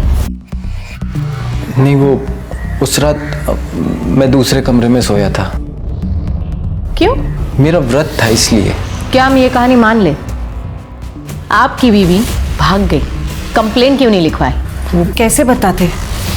बदनामी से किसे डर नहीं लगता है। और हमारी बहू तो उसके आशिक के साथ भाग गई, ये जानने के बाद तो गांव वाले हमारा जीना मुश्किल कर देते। आपको भी डर था बदनामी का? इज्जत कमाने में सालों लग जाते हैं। देख, 2 कौड़ी की लड़की के लिए इज्जत को कैसे दांव पे लगा सकते हैं? ये बताइए उसके बॉयफ्रेंड का नाम क्या है?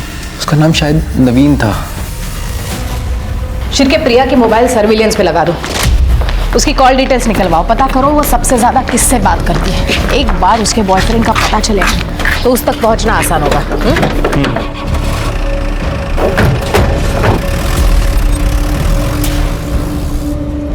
मुझे लग रहा है कि हम गलत दिशा में जा रहे हैं। मुझे नहीं लगता।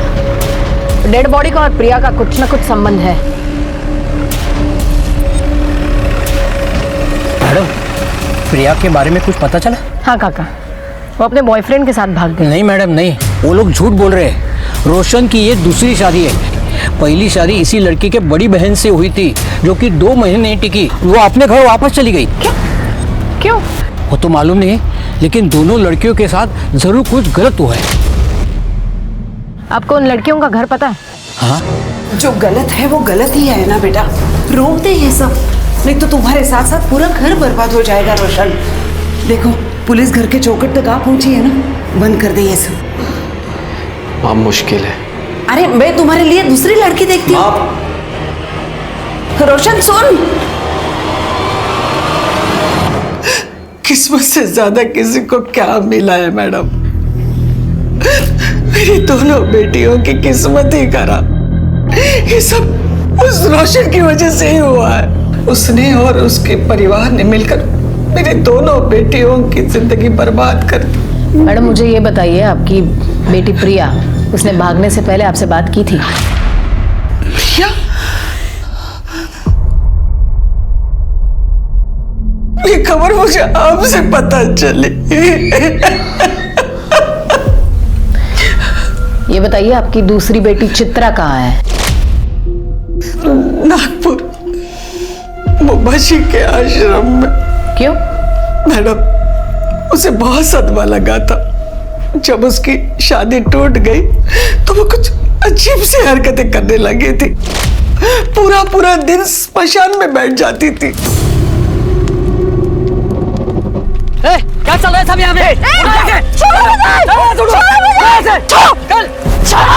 धीरे धीरे ये बात सारे गांव में पता चली तो सारे लोग उसके बारे में बात करने लगे। हर कोई उसे डरने लगा है। सुना है जिसके साथ उसका झगड़ा है उसके ऊपर काला जादू करती है चित्रा। देखिए, मेरे बेटे की वजह से आप लोगों को जो तकलीफ हुई है, क्या करता मैं तुम्हें सगन माफी मांगता हूँ। दिनकर बाबू, माफी मांगने से कुछ नहीं होगा। आप हम सब से वादा कीजिए गांव वालों से कि आप आपकी बेटी को गांव के बाहर छोड़ के आएंगे, नहीं तो पंचायत फैसला करेगी। क्यों गांव वालों? चलो रे, चलो। ओ भाऊ, देवा, आता काय करायचं?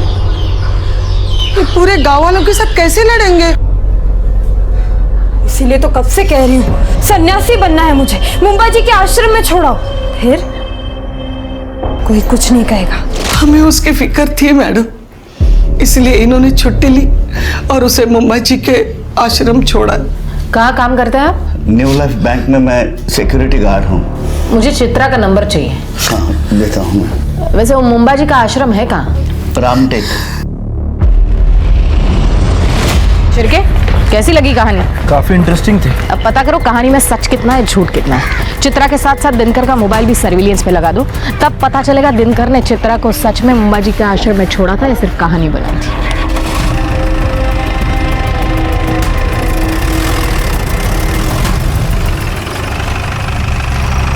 Good morning sir. Good morning. 2 PM report आ गई है।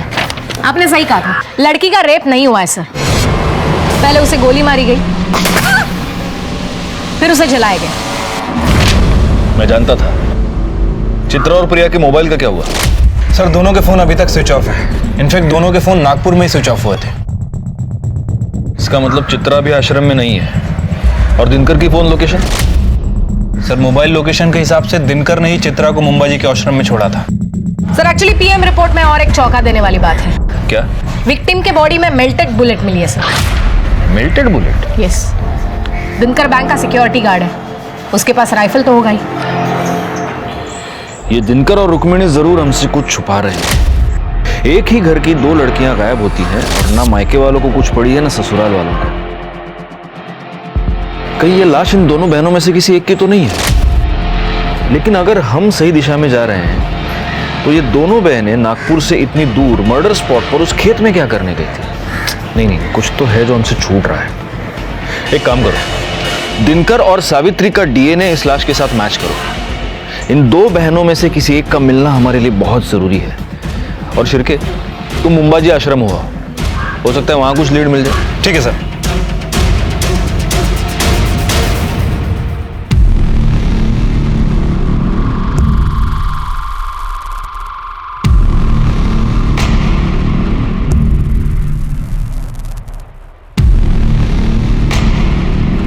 बाबा जी की जय हो। जय हो। ये आपके लिए। बढ़िया।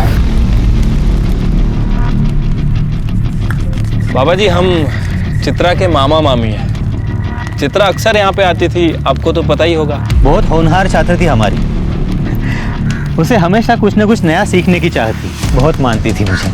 उसे तांत्रिक विद्या सीखनी थी, इसलिए यहाँ आई थी। अच्छा, तो अभी चित्रा कहाँ पे है बाबा जी? पता नहीं बेटा। आप यहाँ आने जाने वाले लोगों का रिकॉर्ड तो रखते ही होंगे बाबा जी। बेटा, ये भगवान का घर है। यहाँ हर कोई अपनी मर्जी से आता है, अपनी मर्जी से चला जाता है। हाँ, वो बात तो है। आपने कहा कि वो आपकी होनहार छात्रा थी, तो फिर उसने आपको तो बताया होगा कि वो कहाँ गई है या फिर कहाँ जा सकती है। आप उसकी बहन से पूछ लीजिए, वो उसके पास रहेगी। तो बाबा जी, प्रिया भी यहाँ आती थी? हाँ, कभी कभी आती थी। अभी हाल ही में कुछ दिनों पहले आई थी। क्यों बाबा जी? अब इतना तो पता नहीं बेटा, लेकिन दोनों काफी दुविधा में थी। शायद कुछ पैसों का मामला था। चल निकल यहाँ से। अब काय को आई है मेरे पास पैसे मांगने? हाँ, जब तेरे को चिल्ला चिल्ला कर बोल रही थी कि मत कर उससे शादी। अरे शुक्रिया तो तुझे मेरा करना चाहिए। मेरी वजह से तू शादी से बाहर आ पाई है। अगर मैं नहीं होती तो अभी तक तू वही सड़ रही होती। अच्छा, इतना प्यार? चल चल, झूठ मत बोल। बढ़िया ये एहसान करने वाली। और एक बात याद रख, मैंने नहीं बोला था तुझे उस दलदल में जाने को। हाँ, अब गई है ना तो खुद ही बाहर निकल। हाँ हाँ, निकल जाऊं। मुझे पैसे की जरूरत। मेरे पास कहाँ है पैसे? ठीक है, तू बाबा को फोन लगा और बोल तेरे हिस्से के जो पैसे है ना वो मुझे दे दे। तू जानती नहीं है दीदी, नवीन को पाने के लिए मैंने उस घटिया रोशन से शादी की है। मतलब समझ रही है मैं क्या क्या कर सकती। चल ला, पैसे निकाल। की दे रही है मुझे? जा, नहीं देती पैसे। जो करना है कर ले, चल जा। दोनों बहनें गायब थी। दोनों में पैसों की वजह से अनबन हो चुकी थी। क्या ये कारण था उन दोनों में से किसी एक के कत्ल का, या फिर कारण कुछ और था जहां पुलिस अभी तक पहुंच नहीं पाई थी? सावित्री और दिनकर की डीएनए रिपोर्ट से यह साबित हो चुका था कि कत्ल चित्रा या प्रिया में से किसी एक का हुआ था, लेकिन किसका? और आखिर इसके पीछे की वजह क्या थी? मेरे बच्चे। दूसरी रिपोर्ट से यह साबित हो गया था कि लड़की का बलात्कार नहीं हुआ था, और उसके शरीर में मिली मेल्टेड बुलेट यह बता रही थी कि उसकी गोली मारकर हत्या की गई थी। क्या राइफल याद है? इसी से मारा ना अपनी बेटी को? नहीं नहीं मैडम, भला मैं क्यों मारूंगा अपने बेटी को? क्या वजह हो सकती है? अगर तुमने चित्रा को मारा है तो वजह यह है कि तुम उससे तंग आ गए थे, क्योंकि चित्रा अपनी शादी तोड़कर तुम्हारे पास वापस आ गई थी, तुम्हारी नाक कट गई थी। और अगर तुमने प्रिया को मारा है तो उसकी वजह भी हम पता लगा लेंगे। नहीं साहब, मैं सच बोल रहा हूँ, मैंने किसी को नहीं मारा है। आप यकीन कीजिए मेरा। फिर ये राइफल खाली क्यों है? साहब कैसे सांगू तुम्हाला, हमें बुलेट्स घर लाने के लिए अलाउड नहीं है, और वैसे भी ड्यूटी खत्म होते ही मैं बुलेट्स सरेंडर कर देता हूँ। अच्छा, इस कागज में साफ लिखा है कि तुमने 2 एक्स्ट्रा बुलेट्स खरीदी थी, उसका क्या? साहब वो दशहरे के दिन शस्त्र पूजा होती है ना, उस दिन मैं एक बुलेट फायर करता हूँ। पिछले साल भी दशहरे के दिन मैंने एक बुलेट फायर की थी। और दूसरी बुलेट सीधे अपनी बेटी पे फायर की है ना? नहीं नहीं साहब, वो बुलेट जो है ना, एक बुलेट वो मैं शिकार पे गया था तभी फायर की थी मैंने। झूठ बहुत अच्छा बोलता है रे तू, लेकिन बैलिस्टिक रिपोर्ट से ये पता चल जाएगा कि तूने अपनी बेटी का मर्डर किया है या नहीं। पुलिस अभी तक इस नतीजे पर नहीं पहुंची थी कि आखिर कत्ल किसका हुआ है, प्रिया का या चित्रा का। केस अंदर ही अंदर नया जाल बुन रहा था, और तभी पुलिस के हाथ इस केस की सबसे महत्वपूर्ण कड़ी लगी। प्रिया का बॉयफ्रेंड नवीन, जो अब तक फरार था। प्रिया की शादी होने के बाद तुम्हारा उसमें इंटरेस्ट खत्म हो चुका था, लेकिन प्रिया सिर्फ तुम्ही से शादी करना चाहती थी, और वो इसलिए तुमसे जबरदस्ती कर रही थी। उससे तंग आकर तुमने प्रिया का मर्डर कर दिया, और उसकी लाश कोई ना पहचाने इसलिए उसकी लाश को जला दिया। ये हमको पता है। अब तुम सिर्फ इतना बताओ कि वो राइफल कहां से लाए थे। नहीं सर, मैंने कुछ नहीं किया सर, और प्रिया जिंदा है। क्या? प्रिया जिंदा है? हाँ सर, और हम दोनों ने शादी भी कर ली है। सर, प्रिया के आई बाबा ने उसकी शादी रोशन से तय की थी। और इसके बावजूद तुमने प्रिया से शादी की? हाँ सर, उसके शादीशुदा होने के बावजूद भी मैंने उससे शादी कर ली, क्योंकि सर उसने जो मुझे दिखाया सर, वो देख के मैं हैरान हो गया था। प्रिया तू काम आजा आगे लग लिया। नवीन, तुम इतना सोच क्यों रहे हो? अब जल्द से जल्द हम भाग जाते हैं, फिर सारी जिंदगी हम साथ में रहेंगे। नवीन, काय झालंय तुला?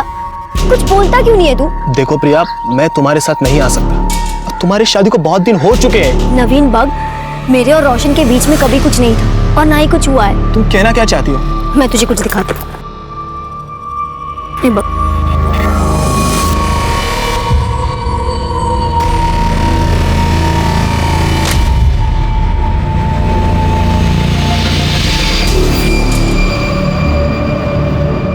मुझे तो रोशन और उसके बॉयफ्रेंड प्रतीक पर ही शक है। उन दोनों ने मिलकर ही खून किया होगा। हो सकता है गुप्ता मैडम, लेकिन वो राइफल कहां से आया इन दोनों के पास? अगर मर्डर वेपन के बारे में कोई सबूत हमें मिल जाए तब हमारा शक जायज है। सर, इस नवीन का क्या करना है? एक काम करो, नवीन को लेकर उसके गांव वाले घर जाओ, वहां पर प्रिया होगी, उसे कस्टडी में लेना। और एक काम करना, उस घर की तलाशी भी लेना, हो सकता है वहां हमें कोई राइफल मिल जाए।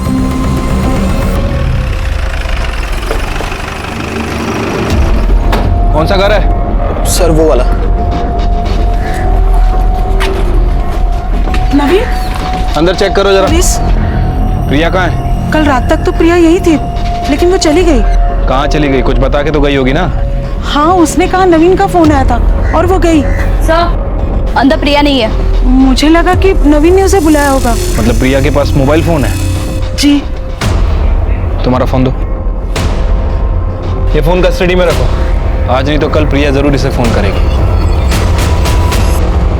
प्रिया जिंदा है क्योंकि अभी अभी 4-5 घंटे पहले वो नवीन के घर से भागी है। इसका मतलब मर्डर चित्रा का हुआ है। लेकिन प्रिया ने कुछ किया ही नहीं है, तो वो भागी क्यों? हो सकता है प्रिया ने ही चित्रा का मर्डर किया हो, वजह कुछ भी हो सकती है। सर, लेकिन रोशन को चित्रा से प्रॉब्लम थी, क्योंकि उसे लड़कियों में कोई दिलचस्पी नहीं। सर, शहर में जिन लोगों के पास लाइसेंस राइफल है, ये उसकी लिस्ट है।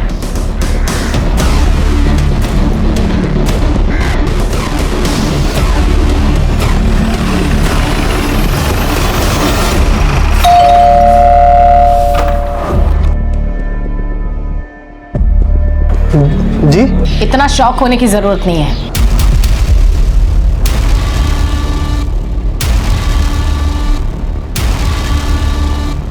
तुम्हारे और रोशन के निजी मामलों के बारे में हमें पता चल गया है। मतलब ये कि तुम्हारे पास लाइसेंस राइफल है? हाँ सर। लेकर आओ। अभी लेकर आता हूँ।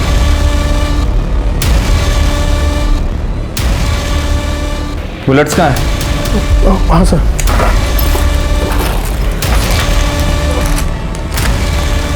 इसमें तो सिर्फ 2 ही बुलेट्स हैं। हमारे पास इंफॉर्मेशन है तुम्हारे पास 3 बुलेट्स थी। हाँ मैडम, वो 1 बुलेट मिल नहीं रही है। मिल जाएगी बुलेट भी, और तुम्हारा बयान भी कि खून तुमने किया है। अगर इस राइफल से बुलेट चली है तो बुलेट जरूर मिल जाएगी। तब तक तुम हमारे मेहमान बनो। इस राइफल को बैलिस्टिक रिपोर्ट्स के लिए भेजो।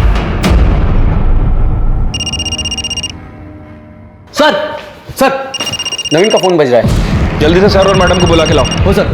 नवीन, तुम्हारा फोन बज रहा है, लैंडलाइन से, शायद प्रिया का हो सकता है। स्पीकर ऑन करो और बात करो। हेलो नवीन, कहाँ हो तुम? प्रिया, तुम ठीक तो हो ना? प्रिया, तुम्हारी आवाज ऐसी क्यों आ रही है? नवीन बताओ ना, कहाँ हो तुम? प्रिया, मैं यही हूँ। तुम मुझे बताओ, तुम कहाँ हो? मुझे बहुत डर लग रहा है नवीन, कुछ ठीक नहीं लग रहा है। प्रिया, तुम शांत हो जाओ, पहले मुझे बताओ तुम कहाँ हो? नवीन, मुझे बहुत डर लग रहा है। प्रिया, इस वक्त नवीन हमारी कस्टडी में है और सेफ है। मैं पुलिस डिपार्टमेंट से बात कर रही हूँ। Police department? तुम्हें डरने की जरूरत नहीं, तुम भी हमारे साथ सेफ हो। बस इतना बताओ, इस वक्त तुम हो कहाँ? मुझे फिर से वहां नहीं जाना। मुझे रोशन और उसके घर वालों के बीच नहीं जाना मैम, प्लीज। प्रिया, तुम्हें डरने की कोई जरूरत नहीं है। उस वजह से हम तुम्हें नहीं ढूंढ रहे हैं। मेरी बात ध्यान से सुनो, हमें तुम्हारी मदद की जरूरत है। तुम्हारी बहन चित्रा को किसी ने जान से मार दिया है। मार दिया? बस इतना बताओ तुम हो कहाँ, हम तुम्हें लेने आ रहे हैं।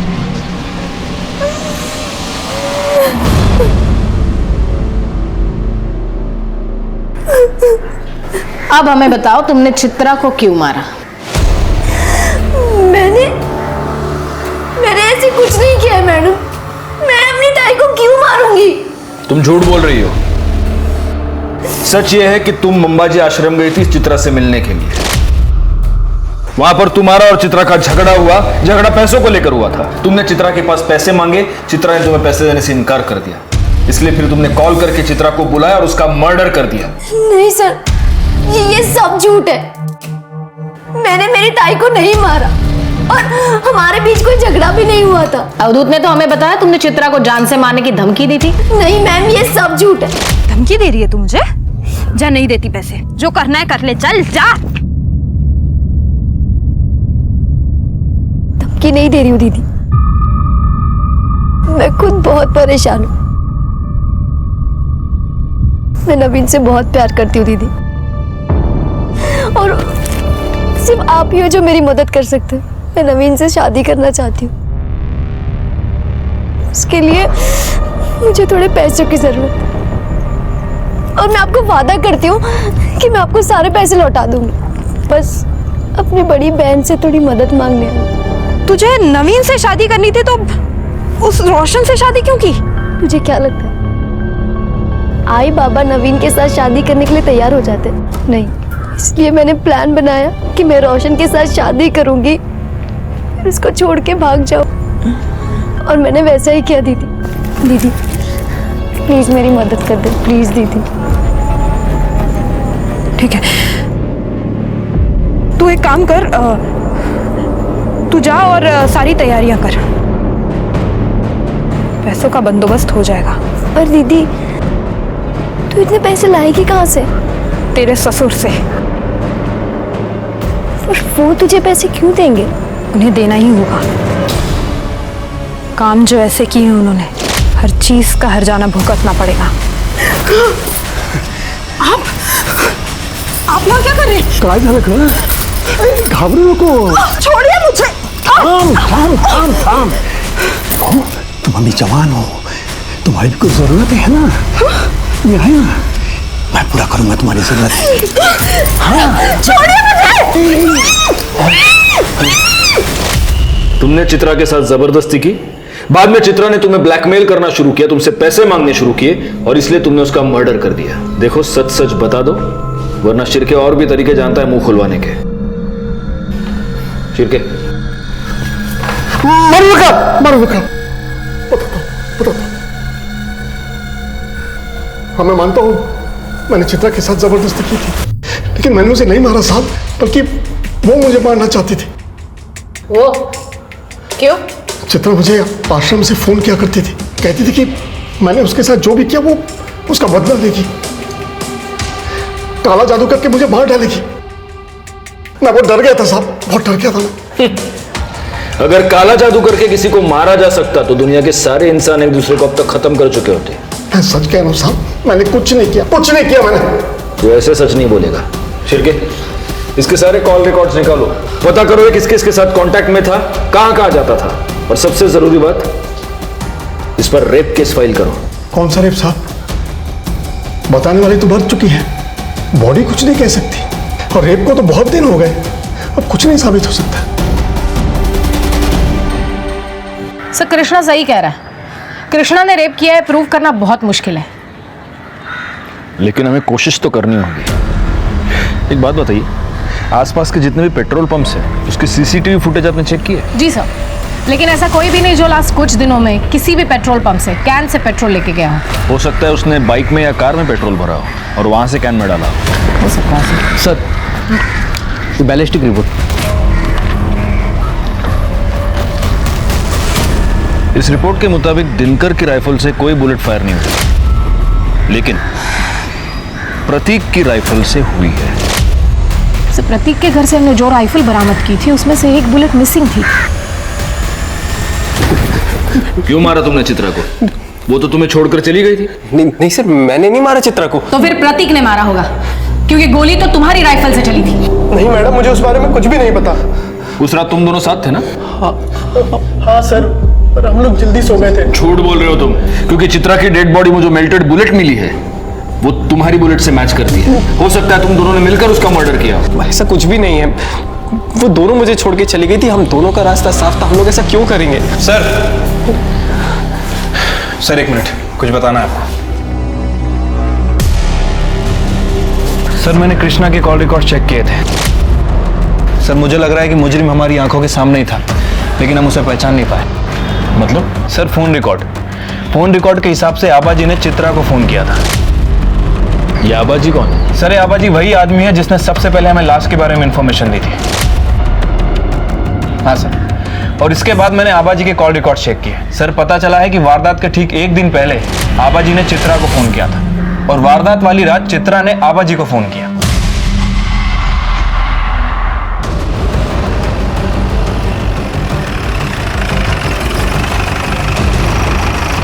शिर्के, घर की तलाशी लो। मैडम मैडम मैडम बताइए ना क्या हुआ? क्या हुआ, कब हुआ, कैसे हुआ, सब पता चलेगा तुझे। पकड़ून ठेवायला। अरे मैडम माझं ऐका ना।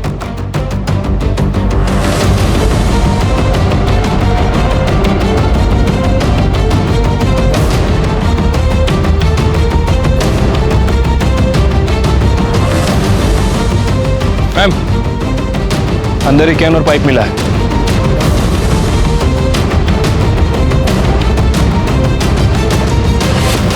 मैंने चित्रा को नहीं मारा साहब। मैं उसे क्यों मारूंगा? वो मुझे जानती तक नहीं थी। वो तुम्हें जानती नहीं थी, लेकिन फिर भी तुम उसको फोन करते थे। मर्डर के एक दिन पहले तुमने चित्रा को फोन किया था। मर्डर वाले दिन चित्रा ने तुम्हें फोन किया था, कृष्णा ने भी तुम्हें फोन किया था।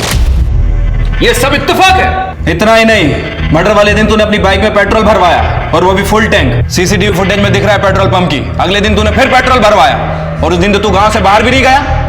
10 लीटर पेट्रोल पी गई तेरी बाइक। हाँ, ये ऐसे नहीं बोलेगा। रिका में सर, क्या कृष्णा लगे उन्हें? साहब, इन्होंने मुझे फोन नहीं किया था। झूठ मत बोलो, हमारे पास सबूत है कि इसने तुम्हें फोन किया था। आबाजी ने खुद बताया कि उन्होंने तुम्हें फोन करके बताया चित्रा वहां पर पहुंच चुकी है, तुम भी पहुंच जाना। तुम वहां पर पहुंचे और चित्रा का खून किया। खोटे थे, झूठ है साहब। तो सच क्या है?